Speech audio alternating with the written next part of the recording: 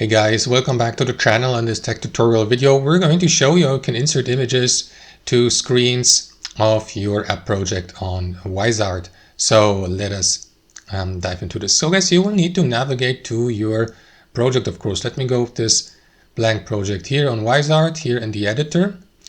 And then guys, what you will need to do is click into the image tab here on the left hand side, right? Then switch to uploads here.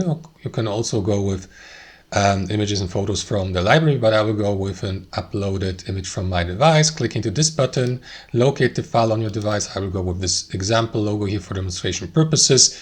You may remove it from your library by clicking into that trash icon or drag it onto your screen here, right? Let me just close that window here. And now it's time to resize it. So what you want to do, guys, is left click into one of these corners, hold your left mouse to stabilize the aspect ratio.